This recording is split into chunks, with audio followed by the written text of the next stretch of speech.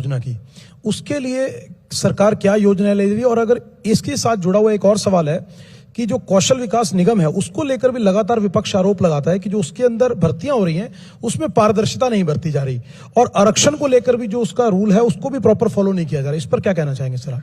देखिए, ये जो HKRN है समझना पड़ेगा एक तो जी कि ये विषय केवल ठेकेदारों से, एक प्रकार से लोग जो फंसते हैं वहां, उनसे भी हमारे डिपार्टमेंट आउटसोर्सिंग पर नौकरियां लेने के लिए लोगों को लेते हैं और वो अपनी मर्जी से देते हैं, किसी को भी दिया, और देने के बाद उनका ना तो कोई EPF कटता है और ना ही कोई उनका सिस्टमेटिक ढंग से उनके बैंक में खाते में पैसा जाता है और किसी प्रकार के लाभ उनको मिलते नहीं है, बल्कि कई बार तो उनके सिग्नेचर ज्यादा कराए जाते हैं, पैसे उनको कम दिए जाते हैं, कमीशन लेते हैं वो अलग से लेते हैं। हमने उस सारे सिस्टम में वायदा किया था अपने मैनिफेस्टो में कि हम ठेकेदारी प्रथा समाप्त करेंगे।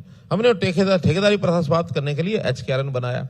HKRN में भी प्राथमिकता ये रखी है कि जो गरीब आदमी, हम केवल उसी को और वो नौकरी देने का उसका जो अवसर है वो मिलेगा।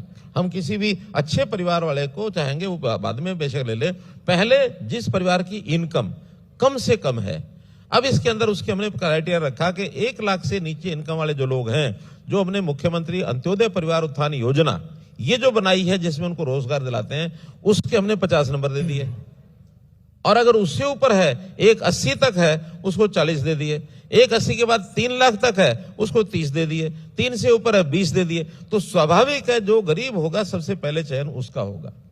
अगेन जिसकी एज 32 साल और 35 साल के बीच है उसको हम ज्यादा मार्क्स दे रहे हैं, क्योंकि वो ऐसे पड़ाव पर है 32 से 35, उसको कहीं काम नहीं मिला।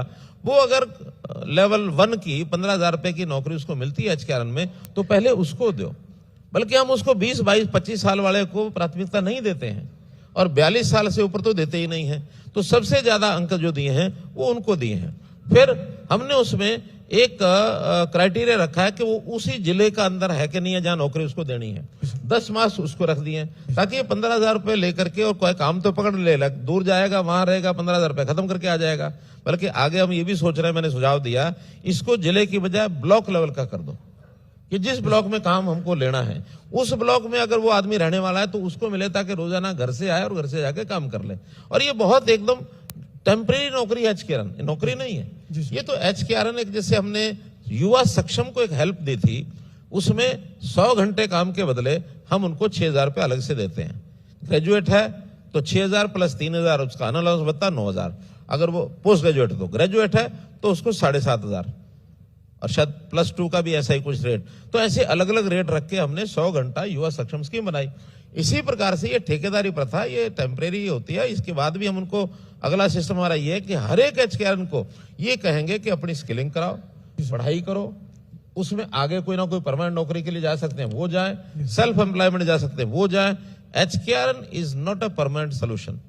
HKRN एक टेम्परेरी अरेंजमेंट है। जो डिमांड आती है उस डिमांड के हिसाब से HKRN में जिनकी मार्किंग ज्यादा होती है, ये मार्किंग हमारी ओपन है, मिलती उसी को जिसका नाम उसमें रजिस्टर है। हर किसी को पब्लिक करने की जरूरत नहीं होती, क्योंकि और इसमें कोर्ट से भी कोई हमारा वैसा विषय नहीं आया। कोर्ट ने इसको क्लियर कर दिया कि ठीक है, आपका एक सिस्टम है, गरीब परिवार को टेम्परेरी अरेंजमेंट आप करते हो तो आप करो। 1 साल के लिए नौकरी दी जाती है, 1 साल के बाद फिर रिन्यू करना होता है तो फिर रिन्यू करते हैं। इसलिए HKRN की कई लोगों को ये वहम हो गया कि ये शायद कोई अलग एक एजेंसी बन गई रिक्रूटमेंट की। ये अलग एजेंसी नहीं है, एजेंसी तो वही स्टाफ सिलेक्शन कमीशन है या HPSC है। ये तो ठेकेदारी की प्रथा की जगह एक सिस्टम है कि टेम्परेरी तौर पर अगर किसी को चाहिए, बल्कि हम आगे HKRN को प्राइवेट जो ऑर्गेनाइजेशंस हैं उनके लिए भी खोलने वाले हैं कि हमारे पास ये रजिस्टर्ड लोग हैं, आपको जरूरत हो तो आप इसमें से पिकअप कर सकते हैं। सर बात करते हैं